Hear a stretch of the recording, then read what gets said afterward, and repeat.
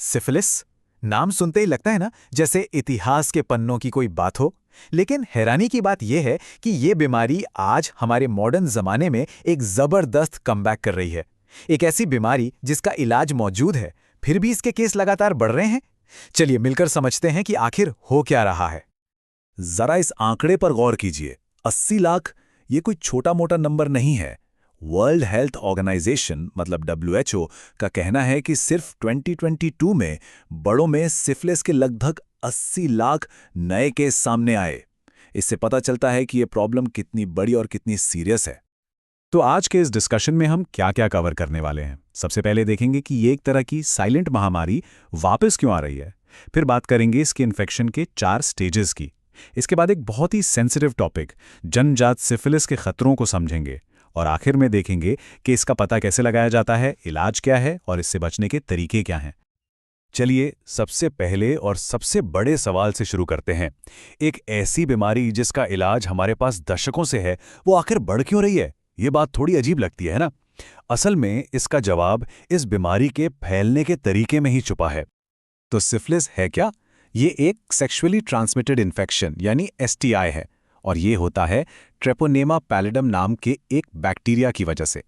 ये bacteria sexual contact के जरिए एक इंसान से दूसरे इंसान में फैलता है, और यहीं से असली प्रॉब्लम शुरू होती है। सबसे बड़ी चुनौती ये है कि ज़्यादातर मामलों में सिफिलिस के कोई लक्षण, कोई सिम्टम दिखते ही नहीं हैं, या अगर दिखते भी हैं तो इतने हल्के होते हैं कि कोई उन पर ध्यान ही नहीं देता। और बस इसी वजह से ये बीमारी चुपचाप बिना किसी को पता चले फैलती रहती है। अच्छा, अब ये जानना जरूरी है कि अगर सिफिलिस को बिना इलाज के छोड़ दिया जाए तो क्या होता है।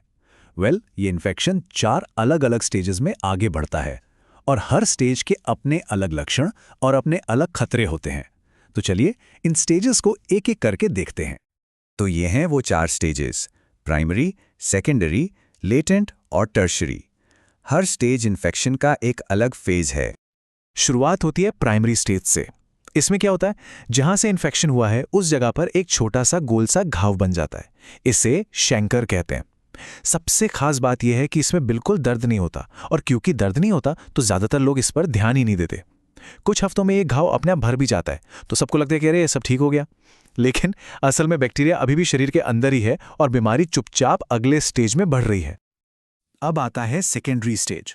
इसकी सबसे बड़ी पहचान है शरीर पर रैश का होना, दाने निकलना, खासकर हाथों की हथेलियों और पैरों के तलवों पर। और इन दानों में खुजली भी नहीं होती। इसके अलावा हल्का बुखार, थकान या लिम्फ नोड्स में सूजन भी हो सकती है। और कमाल की बात देखिए, ये लक्षण भी कुछ टाइम बाद बिना किसी ट्रीटमेंट के खुद ब खुद गायब हो जाते हैं।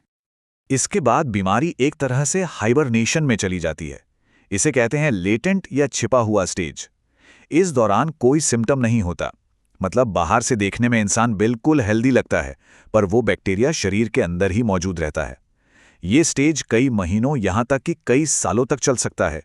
और सबसे खतरनाक बात यह है कि इस दौरान भी ये इन्फेक्शन दूसरों तक फैल सकता है। और फिर अगर इलाज न हो तो आता है सबसे खतरनाक टर्शरी स्टेज। ये उन लोगों में होता है जिनका इलाज नहीं हुआ। सालों दशकों बाद वो बैक्टीरिया शरीर के अंदर ही अंदर दिमाग, दिल, खून की नसें, हड्डियां सबको डैमेज करना शुरू कर देता है। इससे न्यूरोसिफिलिस, कार्डियोवैस्कुलर सिफिलिस जैसी गंभीर बीमारियां हो सकती हैं, जो जानलेवा भी साबित हो सकती हैं। इसलिए शुरुआत में ही इसका पता लगाकर इलाज कराना इतना ज्यादा जरूरी है। अब बात करते हैं सिफिलिस के शायद सबसे दुखद पहलू की। वो है कॉन्जेनिटल सिफिलिस यानी जन्मजात सिफिलिस। ये तब होता है जब इन्फेक्शन एक मां से उसके होने वाले बच्चे में चला जाता है। डब्ल्यूएचओ के आंकड़े वाकई चौंकाने वाले हैं। अगर प्रेगनेंसी में सिफिलिस का इलाज नहीं होता तो 50 से 80% केस में बच्चे पर बहुत बुरा असर पड़ता है। सोचिए, ये एक ऐसी भयानक त्रासदी है जिसे बस एक सिंपल से इलाज से रोका जा सकता है। तो ये होता कैसे है?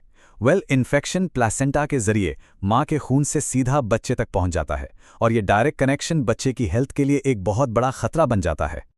और इसके नतीजे बहुत ही भयानक हो सकते हैं। स्टिल बर्थ हो सकता है, मतलब बच्चे की गर्भ में ही मौत हो सकती है, या फिर जन्म के बाद बच्चे का वजन बहुत कम हो सकता है। उसे कई तरह की न्यूरोलॉजिकल प्रॉब्लम हो सकती हैं, जैसे कि अंधापन या बहरापन, और उसकी हड्डियों और जॉइंट्स में भी दिक्कतें आ सकती हैं। तो सवाल ये उठता है कि इस छिपे हुए दुश्मन का पता लगाया कैसे जाए। अच्छी बात यह है कि इसे डायग्नोस करने के लिए हमारे पास काफ़ी अच्छे और असरदार तरीके मौजूद हैं। इसका पता लगाने का सबसे कॉमन तरीका है ब्लड टेस्ट। इसमें 2 तरह के टेस्ट होते हैं। पहले होता है एक स्क्रीनिंग टेस्ट, जैसे VDRL या RPR। ये टेस्ट उन एंटीबॉडीज को ढूंढता है जो शरीर इन्फेक्शन से लड़ने के लिए बनाता है। ये टेस्ट काफ़ी तेज़ और सस्ते होते हैं। अगर ये टेस्ट पॉजिटिव आता है तो फिर एक कन्फर्मेटरी टेस्ट किया जाता है। ये दूसरा टेस्ट सीधे सिफिलिस बैक्टीरिया के खिलाफ बने स्पेसिफिक एंटीबॉडीज को ढूंढता है और डायग्नोसिस को पक्का करता है। चलिए अब बात करते हैं अच्छी खबर की। सिफिलिस का इलाज न सिर्फ मुमकिन है बल्कि काफ़ी आसान भी है। हाँ, ये बात एकदम साफ है। सिफिलिस एक इलाज योग्य इन्फेक्शन है। इसे पूरी तरह से ठीक किया जा सकता है। खासकर अगर इसका पता जल्दी चल जाए तो इसका इलाज बहुत ही सिंपल है। और इसका रामबाण इलाज है पेनिसिलिन। जी हाँ, वही एंटीबायोटिक जो दशकों से सिफिलिस के खिलाफ एक मिरेकल ड्रग की तरह काम करता आया है और आज भी इसे ही सबसे बेस्ट ट्रीटमेंट माना जाता है। ट्रीटमेंट भी बहुत सीधा साधा है। अगर इन्फेक्शन शुरुआती स्टेज में है, मतलब प्राइमरी या सेकेंडरी, तो बेंजाथिन पेनिसिलिन का बस एक इंजेक्शन काफ़ी होता है। हाँ, अगर इन्फेक्शन लेट स्टेज में पहुंच गया है तो 3 हफ्तों तक हर हफ्ते एक इंजेक्शन दिया जाता है। और प्रेग्नेंट महिलाओं के लिए भी पेनिसिलिन ही सबसे सेफ और रिकमेंडेड इलाज है। कहते हैं ना, इलाज से बेहतर बचाव है। तो जाहिर है हमें यह भी जानना होगा कि इस इन्फेक्शन को फैलने से रोका कैसे जा सकता है। तो इससे बचने के लिए कुछ सिंपल स्टेप्स हैं। पहला, किसी भी तरह के सेक्सुअल कांटेक्ट के दौरान कॉन्डोम का सही तरीके से और हमेशा इस्तेमाल करना। दूसरा, रेगुलर टेस्टिंग कराना, खासकर अगर कोई हाई रिस्क ग्रुप में आता है। तीसरा, ये पक्का करना कि सभी प्रेग्नेंट महिलाओं की पहली जांच में सिफिलिस की स्क्रीनिंग जरूर हो। और चौथा, अगर किसी को इन्फेक्शन डायग्नोस होता है तो ये उनकी जिम्मेदारी है कि वो अपने सेक्सुअल पार्टनर्स को बताएं ताकि वो भी अपनी जांच और इलाज करवा सकें। तो हम घूम फिरकर उसी सवाल पर वापस आ जाते हैं। एक इतनी पुरानी बीमारी जिसका इतना सिंपल सा इलाज मौजूद है, फिर भी इसके केस बढ़ क्यों रहे हैं? शायद इसका जवाब सिर्फ पेनिसिलिन के इंजेक्शन में नहीं है।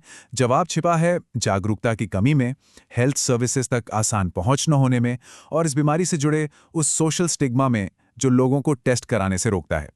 यह हमें सोचने पर मजबूर करता है कि मेडिकल साइंस में तरक्की कर लेना ही काफ़ी नहीं है।